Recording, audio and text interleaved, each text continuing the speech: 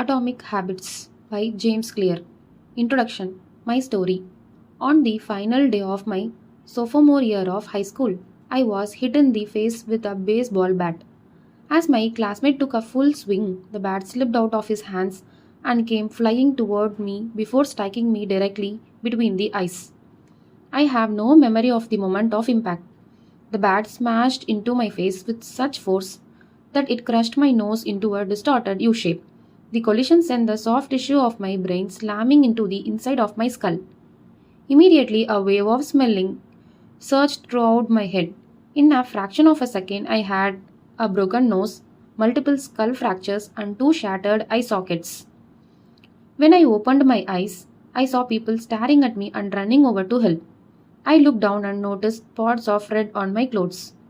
One of my classmates took the shirt off his back and handed it to me. I used it to plug the stream of blood rushing from my broken nose. Shocked and confused, I was unaware of how seriously I had been injured. My teacher looped his arm around my shoulder and we began the long walk to the nurse's office. Across the field, down the hill and back into school. Random hands touched my sides, holding me upright. We took our time and walked slowly. Nobody realized that every minute mattered. When we arrived at the nurse's office, she asked me a series of questions. What year is it? 1998, I answered. It was actually 2002. Who is the President of United States? Bill Clinton, I said. The correct answer was George Bush. What is your mom's name? I stalled. 10 seconds passed, but I said casually, ignoring the fact that it had taken me 10 seconds to remember my own mother's name. That is the last question I remember. My body was unable to handle the rapid swelling in my brain and I lost consciousness before the ambulance arrived. Minutes later, I was carried out of school and taken to the local hospital. Shortly after arriving, my body began shutting down. I struggled with basic functions like swallowing and breathing. I had my first seizure of the day. Then I stopped breathing entirely. As the doctors hurried to supply me with oxygen, they also decided the local hospital was unequipped to handle the situation and ordered a helicopter to fly me to a larger hospital in Cincinnati. I was rolled out of the emergency room doors and towards the helipad across the street. The stretcher rattled on a bumpy sidewalk as one nurse pushed me along while another pushed each breath into me by hand.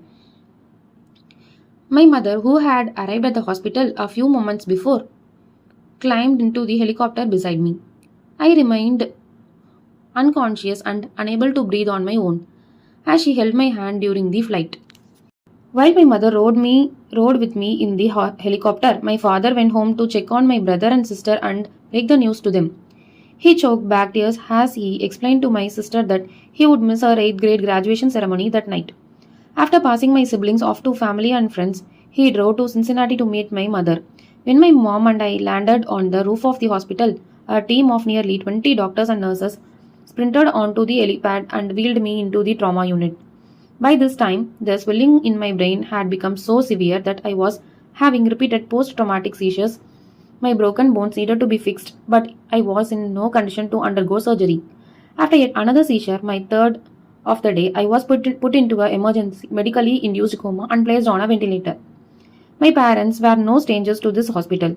10 years earlier, I had entered the same building on the ground floor after my sister was diagnosed with leukemia at age 3. I was 5 at the time. My brother was just 6 months old. After 2.5 years of chemotherapy treatment, spinal taps and bone marrow biopsies, my sister finally walked out of the hospital happy, healthy and cancer-free. And now, after 10 years of normal life, my parents found themselves back in the same place with a different child. While I slipped into a coma, the hospital sent a priest and a social worker to comfort my parents.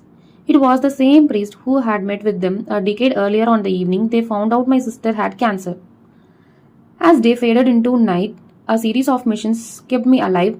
My parents slept restlessly on a hospital mattress. One moment they would collapse from fatigue, next day they would be wide awake with worry.